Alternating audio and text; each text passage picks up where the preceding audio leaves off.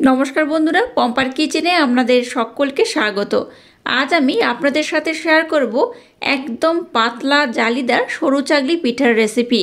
কোনো রকম ডাল বাটার ঝামেলা ছাড়াই আজকের যে পিঠার রেসিপিটা আপনাদের সাথে শেয়ার করছি, একবার হলেও ট্রাই করতে পারেন। খুব কম সময়ে এরকম সরু চাগলি পিঠা একবার না বানিয়ে খেলে ভীষণ মিস করবেন। এটা দেখতে যেমন সুন্দর হয়, খেতে তেমনই অপূর্ব অসাধারণ। আর এটা এতটাই নরম তুলতুলে হয়, মুখে দিলেই দেখবেন মিলিয়ে যাবে। আর শীতের সিজনে এরকম পিঠে একবার না বানালে ঠিক জমে না। তাহলে চলুন দেরি না করে নরম তুলতুলে জালিদার আজকের এই সরু চাগলি পিঠার রেসিপিটা দেখে নেওয়া যাক।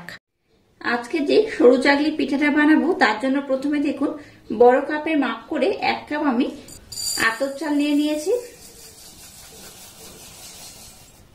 এবার এখানে দিয়ে দেব জল।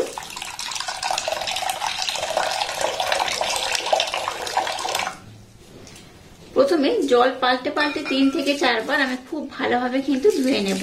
চালের মধ্যে দেখুন বেশ কিন্তু ময়লা থাকে, দেখে বুঝতেই পারছেন, জলটা দেখলেই বুঝতে পারবেন কতটা চালের মধ্যে ময়লা থাকে।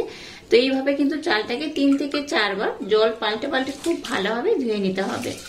আমি এখানে আতপ চাল ব্যবহার করছি। আপনারা চাইলে কিন্তু এখানে গোবিন্দভোগ চাল কিংবা নর্মাল যে চালে আমরা প্রতিদিন রান্না করে ভাত খাই সেই চালও কিন্তু আপনারা ব্যবহার করতে পারেন। তো আমি এখানে আতপ চালই ব্যবহার করছি। আর চালের পরিমাণটা আপনারা একটু কম বেশি করে নেবেন, যে যেমন পিঠে বানাবেন তার উপর ডিপেন্ড করেই চালটা নেবেন। তো প্রথমে দেখুন চালটাকে আমি খুব ভালোভাবে জল পাল্টে পাল্টে ধুয়ে নেব। দেখুন 3 থেকে 4 বার জল পাল্টে পাল্টে খুব ভালোভাবে চালটাকে একদম পরিষ্কার করে ধুয়ে নিয়েছি। এবার দেখুন এখানে আমি হালকা গরম জল নিয়েছি, গরম জল এখানে আমি দিয়ে দেব। খুব বেশি দিলাম না, এই পরিমাণে দিয়ে দিলাম যাতে চালটা খুব ভালোভাবে ভিজে যায়। হাতে যদি কম সময় থাকে তাহলে কিন্তু গরম জল দিয়ে চালটাকে ভিজিয়ে দেবেন, তাতে করে চালটা দেখবেন খুব তাড়াতাড়ি নরম হয়ে যাবে। আর যদি আপনাদের হাতে সময় অনেক বেশি থাকে তাহলে নর্মাল জলে 2 ঘন্টার জন্য ভিজিয়ে রাখলেই হবে। আর গরম জলের মধ্যে যদি ভিজিয়ে রাখেন আধা ঘন্টা রাখলেও হবে। তো এইভাবে দেখুন চালটাকে আমি একটু ভিজিয়ে রেখে দিলাম। আধা ঘন্টা পর আমি আবার ফিরে আসছি। চালটাকে আমি আধা ঘন্টার জন্য ভিজিয়ে রেখে দিয়েছিলাম। দেখুন চালটা কিন্তু একদম নরম হয়ে গেছে। এই দেখুন হাতের মধ্যে চাপ দিলেই ভেঙে যাচ্ছে। এইরকম কিন্তু চালটা একদম নরম হলে তাহলে আজকের যে পিঠেটা বানাবো একদম পারফেক্ট হবে, বা এটা খুব ব্লেন্ড করতে কিন্তু সুবিধা হবে। এবার দেখুন একটা মিক্সির জার আমি নিয়ে নিলাম। এর মধ্যে চালটাকে আমি দিয়ে দেব। সম্পূর্ণ চাল দেব না, অল্প অল্প দিয়ে ব্লেন্ড করে নেব। আমি চালটাকে 2 বার দিয়ে ব্লেন্ড করব। এবার এই চালের মধ্যে দিয়ে দেবো 1 চামচ মিল্ক পাউডার মানে গুঁড়ো দুধ। আমি চালটাকে যেহেতু 2 বার ধরে ব্লেন্ড করব তাই এখানে 1 চামচ দিয়েছি, আর একবার যখন ব্লেন্ড করব সেখানেও 1 চামচ আমি মিল্ক পাউডার দিয়ে দেব। মোট এখানে আমি 2 চামচ মিল্ক পাউডার ব্যবহার করব। এটা অপশনাল, ব্যবহার নাও করতে পারেন, তবে করলে কিন্তু পিঠের স্বাদটা দ্বিগুণ বেড়ে যাবে। প্রথমে এখানে আমি কোন রকম জলের ব্যবহার করব না, জলের ব্যবহার ছাড়া এটাকে আমি খুব সুন্দর করে ব্লেন্ড করে নেব। চালটাকে দেখুন আমি ব্লেন্ড করে নিয়েছি। আর দেখুন এখানে চালটা কেমন ব্লেন্ড হয়েছে, একটু কিন্তু গোটা গোটা রয়েছে, কারণ এখানে আমি কোন রকম প্রথমে জল ব্যবহার করিনি। প্রথমে জল ব্যবহার করলে কি হতো, চালটা কিন্তু খুব ভালোভাবে ব্লেন্ড হবে না। তাই প্রথমে এইভাবে একটু ব্লেন্ড করে নিতে হবে, তারপর এখানে আমি একটু জল ব্যবহার করব। গরম জল দিয়ে যে চালটাকে ভিজিয়ে দিয়েছিলাম সেই ভিজানো চালের জল এখানে একটু আমি দিয়ে দেব। খুব বেশি নয়, অল্প করে দিলাম। এবার এটাকে আমি খুব সুন্দর করে কিন্তু ব্লেন্ড করে নেব। দেখুন চাল আর মিল্ক পাউডারটাকে আমি খুব সুন্দর করে ব্লেন্ড করে নিয়েছি। আর এই দেখুন একদম কিন্তু মিহি করে ব্লেন্ড করবেন, তাতে করে আজকের পিঠের রেজাল্টটা কিন্তু পারফেক্ট হবে। সম্পূর্ণটা ঢেলে নেব, আর বাকি যে চালটা রয়েছে সেটাকে আমি একইভাবে সুন্দর করে ব্লেন্ড করে নেব। আর ব্লেন্ড করার সময় আবারও আমি মিল্ক পাউডার মানে গুঁড়ো দুধ 1 চামচ দিয়ে দেব। অবশিষ্ট চালটাকেও দেখুন খুব সুন্দর করে আমি ব্লেন্ড করে নিয়েছি। এই পাত্রের মধ্যে আমি ঢেলে নিলাম। এবার দেখুন মিক্সির জারের মধ্যে আমি একটু জল দিয়ে দিয়েছি, যেহেতু জলের প্রয়োজন। আর এখানে যেহেতু আমি গুঁড়ো দুধ ব্যবহার করেছিলাম তাই মিক্সির জারটাকে একটু ভালোভাবে ধুয়ে নেব। মিক্সির জারটা ধুয়ে জলটাকে আমি দিয়ে দিলাম। এবার এখানে ছোট্ট চামচের 1 চামচ লবণ অ্যাড করলাম। এবার এই মিশ্রণটাকে একটু ভালোভাবে নাড়াচাড়া করে ব্লেন্ড করে নেব। আর আজকে যে পিঠাটা বানাবো মানে আজকের বানাবো সরু চাকলি পিঠা, তার জন্য কিন্তু ব্যাটারটাই মেন। ব্যাটারটা যত সুন্দর করে বানাবেন আজকের পিঠের রেজাল্টটা কিন্তু ততটাই ভালো হবে। আর এই সরু চাকলির মধ্যে কিন্তু আমি মিষ্টি ব্যবহার করব না, এটাকে গুড় দিয়েই সার্ভ করবো, তাই এখানে কোনো রকম মিষ্টি ব্যবহার করব না। যারা মনে করবেন গুড় খেতে পছন্দ করেন না তারা এখানে কিন্তু এই পর্যায়ে একটু চিনি কিংবা মিচিরি অ্যাড করতে পারেন। আচ্ছা, আর একটা কথা বলে রাখি, আপনারা চাইলে কিন্তু এখানে নারকেল কুড়ানো ব্যবহার করতে পারেন, তাতে করেও হবে। আমি নারকেল কুড়ানোর পরিবর্তে মিল্ক পাউডার মানে গুঁড়ো দুধ দিয়েছি। গুঁড়ো দুধ দিলে একটা আলাদা স্মেল হয়, খেতেও খুব সুন্দর লাগে। নারকেল দিলেও কিন্তু একটু আলাদা খেতে লাগে, ওর স্মেলটা কিন্তু খুব সুন্দর হয়। আচ্ছা, এর ঘনত্বটা এবার আমি আপনাদের দেখিয়ে দেব। এখানে কোন রকম বেকিং পাউডার বেকিং সোডা কোনো কিছুই কিন্তু আমি অ্যাড করব না। এই দেখুন ঘনত্বটা কেমন হয়েছে। আমি এই চামচের পিছনটার মাধ্যমে আপনাদের দেখিয়ে দিচ্ছি। এই দেখুন ঘনত্বটা দেখে বুঝতে পারছেন ঘনত্বটা কেমন হয়েছে। খুব পাতলা নয় আবার খুব ঘন নয়। এইভাবে দেখুন, এইভাবে আমি কিন্তু একটা দাগ দিয়ে দিচ্ছি। এই দেখুন, আর এইভাবে নিচে করলে স্পিড হবে, খুব তাড়াতাড়ি নয় আবার খুব ধীরে নয়। তো এইরকম কিন্তু ঘনত্ব এটাকে রাখতে হবে। এখানে আমি আর জল ব্যবহার করব না, ঘনত্বটা এইরকমই থাকবে। আপনারা চাইলে কিন্তু আর একটু পাতলা করলেও করতে পারেন, আবার কিন্তু একটু এরকম ঘনও রাখতে পারেন। আচ্ছা, এখানে আমি আর একটু জল ব্যবহার করলাম, একদম সামান্য পরিমাণে।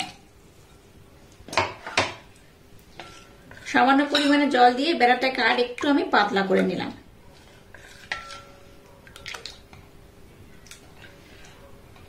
এবার দেখুন ঘনত্বটা কেমন হয়েছে। চামচের পিছনের পোর্শনটাও দেখুন, দেখলে বুঝতে পারবেন ঘনত্বটা আগের থেকে আর একটু কিন্তু পাতলা হয়ে গেছে। এই দেখুন এইরকম রাখবেন, তাতে করেও হবে। আর আগে আমি যে ব্যাটারটা আপনাদের দেখিয়েছিলাম সেই ব্যাটারটা রাখলেও হবে। তো চলুন এবার আমি পিঠেগুলোকে খুব সুন্দর করে বানিয়ে নেব। এবার দেখুন গ্যাসটাকে জেলে দিয়ে একটা তাওয়া বসিয়ে দিয়েছি, আর তাওয়াটাকে আমি খুব ভালোভাবে গরম করে নিয়েছি। এরকম যদি ননস্টিক তাওয়া থাকে তাহলে খুব ভালো হয়, অথবা অন্য কোনো কড়া কিংবা তাওয়াতেও কিন্তু আপনারা বানিয়ে নিতে পারবেন। তো ননস্টিক হলে কিন্তু একটু বেশি ভালো হয়। এবার দেখুন টিস্যু পেপারের মধ্যে একটু আমি তেল নিয়ে নিয়েছি, আর তাওয়াটাকে খুব ভালোভাবে গরম করেছি, দেখে বুঝতেই পারছেন। এবার এই তেলটা দিয়ে এটাকে আমি খুব ভালোভাবে কিন্তু চারিদিকে লাগিয়ে দেব। খুব বেশি তেল একদম দেওয়ার দরকার নেই, এইভাবে একটা টিস্যু পেপারের মাধ্যমে তেলটাকে লাগিয়ে দিলেই হবে।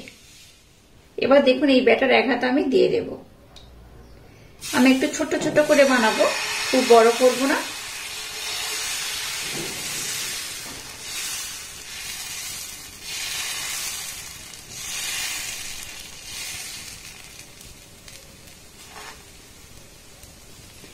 আর তাওয়াটাকে একটু বেশি গরম করবেন, তাতে করে কি হবে খুব জালিদার হবে। দেখে বুঝতেই পারছেন কতটা জালিদার হচ্ছে। দেখুন গ্যাসের ফ্লেমটাকে একদম আমি লো করে দিয়েছি। যখন আমি তাওয়াটা গরম করেছিলাম গ্যাসের ফ্লেমটাকে হাই দিয়েই গরম করেছিলাম, আর এখন কিন্তু একদম লো টু হালকা মিডিয়াম দিয়েছি। এই দেখুন অটোমেটিক কিন্তু আপনাদের সাথে কথা বলতে বলতেই দেখতে পাচ্ছেন এই ধারগুলো কিন্তু অটোমেটিক ছেড়ে উঠে যাচ্ছে। এই দেখুন কত সুন্দর হচ্ছে। এই দেখুন দেখে বুঝতেই পারছেন কতটা সুন্দর হয়েছে আর কতটা জালিদার হয়েছে। আর সরু চাকলিগুলো কিন্তু আপনারা একটু বড় করতে পারেন, আবার একটু ছোটও করতে পারেন। যেহেতু তাওয়াটা খুব গরম ছিল তাই দেখুন পিছনের পোর্শনটা একটু লাল হয়েছে।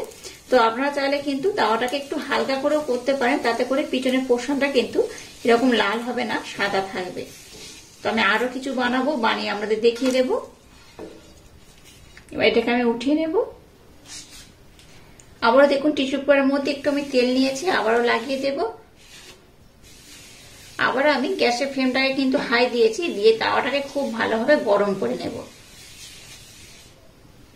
আবারও এক হাতা ব্যাটার আমি দিয়ে দেব।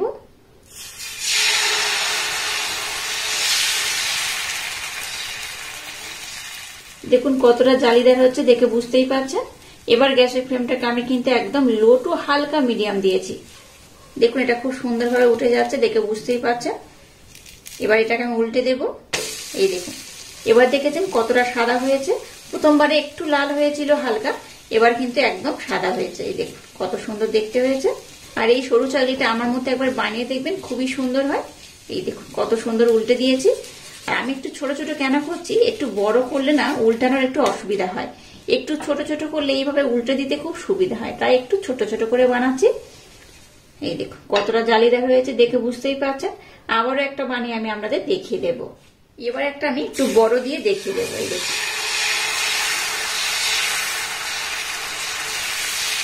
যাদের এই প্যানটা বা যে তাওয়াটা একটু ছোট হলে তাতে করে কিন্তু একদম গোল হয়, যেহেতু ব্যাটারটা পাতলা, আর ছোট হলে সম্পূর্ণটা চারিদিকে খেলিয়ে যায়, তাতে করে কি হয় খুব সুন্দর কিন্তু দেখতে হয়, গোলও হয়।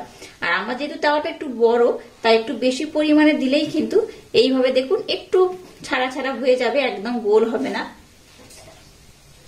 এই দেখুন ধারের পোর্শন থেকে আবারও ছেড়ে উঠে আসছে। আমি আবারও উল্টে আপনাদের দেখিয়ে দেবো এটা কতটা পাতলা হয়েছে। আর এই দেখুন পিছনের পোর্শনটা কত সুন্দর হয়েছে।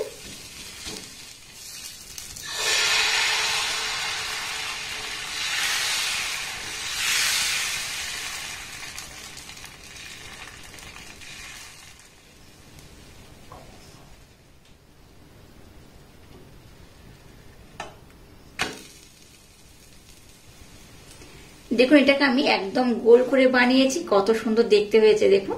আর একদম কিন্তু সাদা ধপধপ করছে, দেখে বুঝতেই পারছেন কতটা সাদা হয়েছে। এই দেখুন কত সুন্দর হয়েছে, এটাকে বানিয়ে নিয়েছি।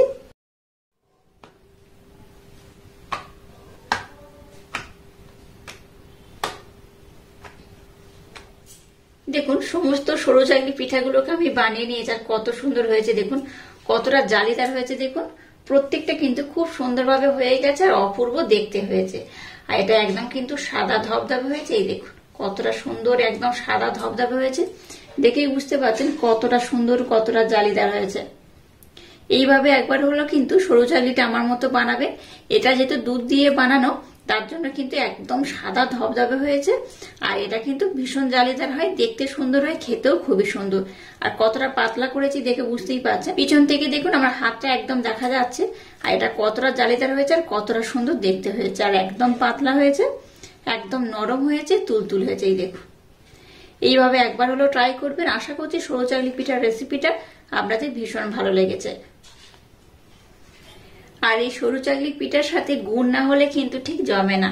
আর এই ঠান্ডার সিজনে কিন্তু বা এই শীতের সিজনে কিন্তু গুড় থাকলে তবেই কিন্তু এই পিঠেগুলো খাওয়ার বেশি মজা। আর প্রত্যেকটা পিঠে যেহেতু খুব সুন্দরভাবে হয়েছে, দেখে বুঝতেই পারছেন কতটা সুন্দর, কতটা অপূর্ব, কতটা সুন্দর হয়েছে দেখুন। আর কতটা পাতলা করে বানিয়েছি, যেই দেখবে তার কিন্তু খাওয়ার ইচ্ছা হবে। আর কতটা নরম দেখুন, মুঠি করলেও কিন্তু এইভাবে মুঠি হবে, আবার খুলে যাবে। এই দেখুন কতটা সুন্দর হয়েছে। এইভাবে একবার হলো ট্রাই করবেন, বাচ্চা থেকে বড় সবাই ভীষণ পছন্দ করবে আর খুব মজা করে খাবে। আর এই পিঠেটা কিন্তু গুড় দিয়ে খেতে বেশি মজা, অবশ্যই একবার এইভাবে কিন্তু গুড় দিয়ে বানিয়ে খাবেন। দেখুন কতটা সুন্দর হয়েছে। এই দেখুন। আর আজকের এই অপূর্ব স্বাদে সরু চাকলি পিঠার রেসিপিটা যদি আপনাদের ভালো লাগে, তাহলে চ্যানেলটাকে লাইক, শেয়ার, কমেন্ট এবং সাবস্ক্রাইব করবেন। আর পাশে থাকা বেল আইকনটা প্রেস করে দেবেন।